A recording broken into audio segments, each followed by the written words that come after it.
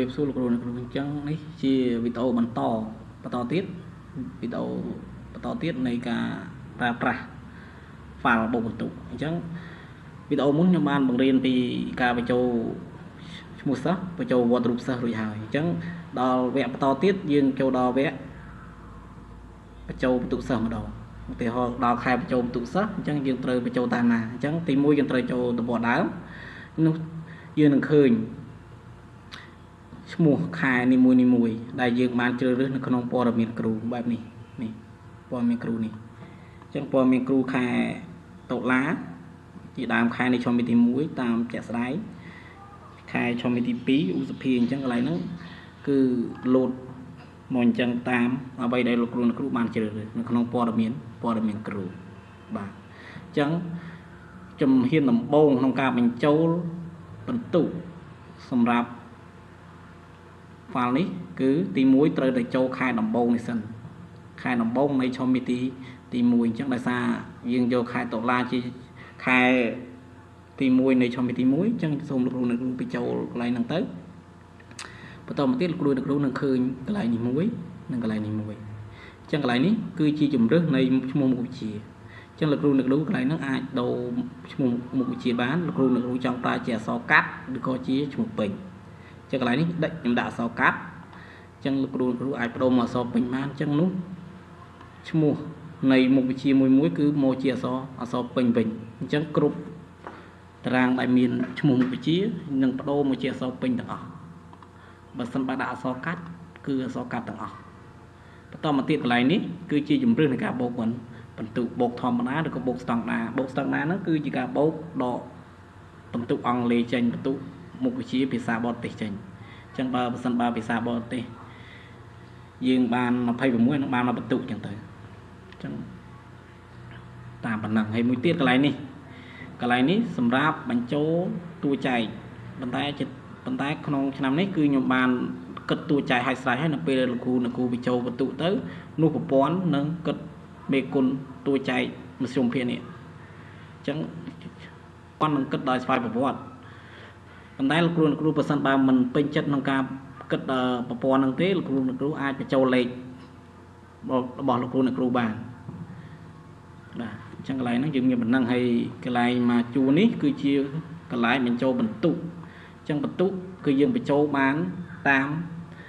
ព័ត៌មានគ្រូនេះអញ្ចឹងឧទាហរណ៍ខ្មែរ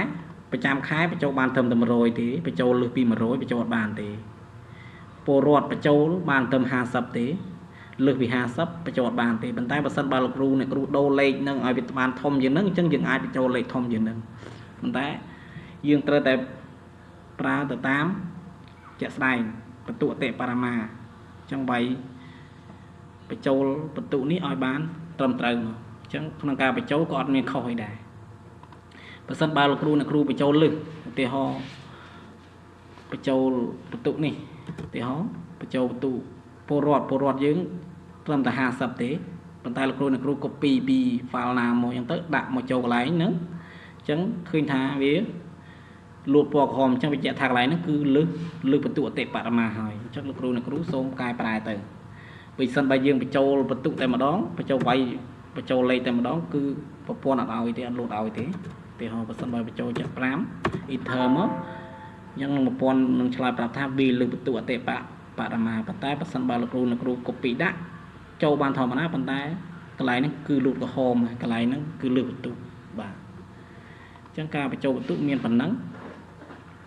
ហើយមេគុណអីអាចថា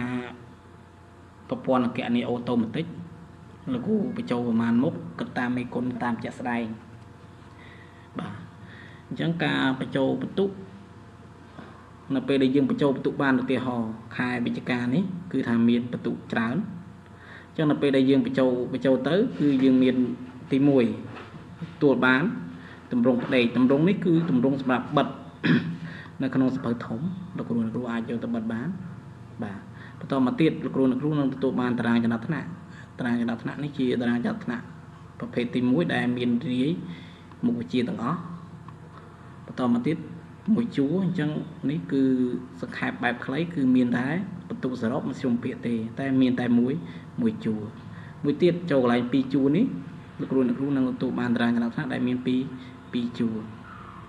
បន្តទៀតលោកគ្រូអ្នកគ្រូនឹងទទួលបានតារាងចំណាត់ថ្នាក់នេះតារាងកិត្តិយសសំទោសតារាងកិត្តិយសបានតារាងកិត្តិយសបានតារាងកិត្តិយសហើយបានអសារទៀតបានអសារនេះយើងគ្រាន់តែដូរចំណាត់ថ្នាក់ប៉ះសិនបើយើងព្រីន5នាក់យើងដូរតាមលេខ1លេខ2លេខ3លេខ4លេខ5មកអញ្ចឹងទៅដូរតាមចំណាត់ថ្នាក់របស់សិស្សភ្លេចប្រាប់មួយទៀតកន្លែងតារាងសម្រាប់បិទប្រចាំខែនេះបិទនៅលើសភៅធំអញ្ចឹងកន្លែងនេះសូមលោកគ្រូដូរឈ្មោះប្រចាំខែផងលោកគ្រូចង់បានខែណាដូរតាមខែហ្នឹងអញ្ចឹងក្នុងនោះមានច្រើនតាមអ្វីដែលលោកគ្រូជ្រើសរើសក្នុងព័ត៌មានគ្រូអញ្ចឹងមានច្រើនមានចំទី1មានវិជ្ជាការកក្កដាអីចឹងទៅអញ្ចឹងដូរតាមហ្នឹងអញ្ចឹងនៅពេលដែលដូរតារាងបែបតារាងនេះគឺដូរតាម